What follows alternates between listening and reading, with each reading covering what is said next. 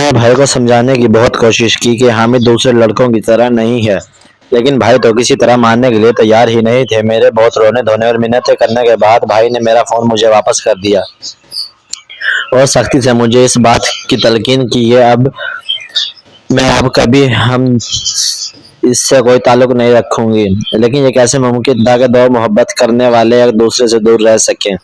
इसीलिए मैंने हामिद को फोन मिलाया और उसे भाई के गुस्से के बारे में बता दिया। इस पर हामिद कहने लगा, तुम मेरी अपने भाई से बात कराओ, मैं खुद ही से हमारी शादी की बात कर लेता हूँ। ये सुनकर मेरे होश उड़ गए। पता नहीं वो भाई से क्या बात करने वाला था और भाई इसकी बात पर कैसे रिएक्ट करते। इसके बहुत इसरार पर मैंने इसकी और भाई की बात करा दी। इसे नहीं पता नहीं मेरे भाई को कौन से तवीज घोल के पिला दिया कि भाई हमारी शादी के लिए राजी हो गए। इसी तरह फोन पर ही हमारा निकाह पढ़ा दिया गया। लेकिन एक बात भाई ने मुझे साफ साफ कह दी थी कि ये रिश्ता मैंने सिर्फ और सिर्फ तुम्हारी वजह से किया और इसकी सारी जिम्मेदारी तुम पर ही आयद होगी। भाई ने मुझे यहाँ तक कह दिया कि मतलब हामिद तुम्हें रुखसत करवा कर ले जाए, उसके बाद तुम सिर्फ मुलाकात की हद तक ही आ सकती हो। माँ बाप तो थे नहीं, अब भाई का आसरा था।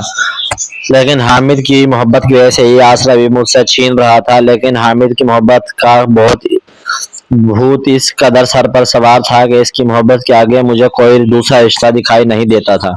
मैं सबसे बेहतरीन सहेली जब मेरी मोहब्बत के बारे में हुआ तो मुझे कहने लगी कि तुम एक अरबी लड़के पर भरोसा कैसे कर सकती हो, तुम ये बेवकूफ़ी कर रही हो।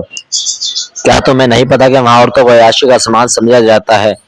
लेकिन मैंने इसकी भी एक ना सुनी। मुझे तो अब तक यकीन नहीं आ रहा था कि इस तरह मेरा और हामिद का निकाह हो सकता है। हामिद ने अपनी मोहब्बत को सच कर दिखाया था। लेकिन इसके बाद ये पहली रात थी जब मैं और हामिद वीडियो कॉल पर आमने सामने थे, वरना इससे पहले कभी हमने वीडियो कॉल पर बात नहीं की थी। मुझसे मोहब्बत का इजहार किया, फिर एक अजीब सी फरमाइश की जिसे सुनकर मैं चौंक गई। वो कहने लगा, रानिया मैं एक दफा तुम्हारी नाफ देखना चाहता हूँ। मुझे बहुत ही शर्म का एहसास हुआ। बेशक मेरा और हामिद का निकाह हो चुका था, लेकिन इस तरह अपना पेट दिखाना मुझे अच्छा लग रहा था। और मुझसे कहने लगा, तो इसमें शर्माने वाली कौन सी बात है, अब तो तुम मेरी बीवी हो और मैंने सिर्फ तुम्हारी नाफ ही तो देखनी है। मेरे पास होती तो मैं खुद तुम्हारी नाफ में तेल लगाता, मगर मैं चाहता हूँ कि आज ये काम तुम खुद अपने हाथ से कर लो।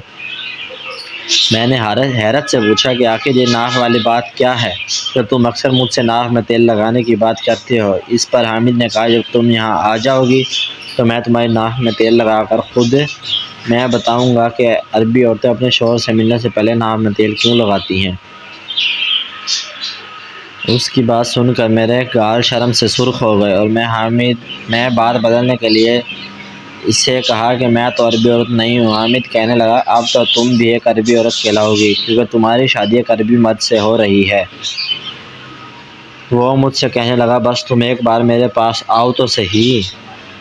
निकाह के बाद वो बहुत ज़्यादा बेताब हो गया था और हर वक्त मुझे अपने पास बुलाने की बात करता था। और निकाह के 2 महीने बाद उसने सारी कागजी कार्रवाई मुकम्मल करके मुझे अपने पास बुला लिया।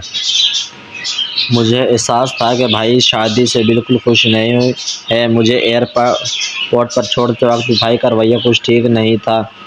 शायद इन्हें इस बात का दुख था कि मैंने अपनी मर्ज़ी से 7 समंदर पार एक लड़के से निकाह कर लिया है, जिसे मेरे भाई बिल्कुल भी नहीं जानते और ना मैं पहले जानती थी। भाई कहने लगे, रानिया तुम अपनी ज़िंदगी का इतना बड़ा फ़ैसला खुद अपनी मर्ज़ी से किया है, तो बेहतर है कि अब आगे सब कुछ समझदारी और सादगी से निभाओगी। मैंने भाई को तसल्ली देते हुए कहा कि आप मेरी तरफ से बिल्कुल भी परेशान ना हों। हामिद बहुत अच्छा लड़का है। भाई से विदा लेकर मैं खुशी खुशी जहाज़ में सवार हो गई। मुस्तकबिल का खौफ कम और हामिद से मिलने की खुशी ज़्यादा थी। एयरपोर्ट पर ही मुझे हामिद नज़र आ गया और ये किसी दूसरे शहर का एयरपोर्ट था। अब हमें यहाँ से रियाज तक गाड़ी के ज़रिए जाना था। लेकिन जो बात हैरान कौन थी वो हामिद का रवैया था। मुझे लगा कि मुझे देखकर खुशी से दीवाना होगा और अपनी वालिहाना मोहब्बत का इज़हार करेगा, लेकिन वो तो अजीब ही जल्दी में था। इसने मेरा हाथ पकड़ मुझे खींचते हुए गाड़ी में ले जाकर बिठा दिया। मैंने हामिद से बात करना चाही तो इसने मुझे खामोश रहने का कह दिया। हामिद के रवैये ने मेरे होश उड़ा दिए थे। यह तो वो हामिद था ही नहीं जिसे मैं बात करती थी या जिससे मेरा निकाह हुआ था। कई घंटों की ड्राइव के बाद हामिद ने मुझे एक छोटे से होटल में ठहरा दिया और मुझे कहने लगा कि कुछ दिन तुम्हें ہی گزارنے ہیں، مجھے چھوڑ کر جانے لگا تو میری جان نکل گئی۔ ایک غیر ملک میں اجنبی جگہ پر میرے لیے اکیلا رہنا تقریباً ناممکن تھا۔ میں نے روتے ہوئے حامد سے پوچھا کہ وہ میرے ساتھ اس طرح کیوں کر رہا ہے اور میں یہاں اکیلے کب تک اور کیسے رہوں گی۔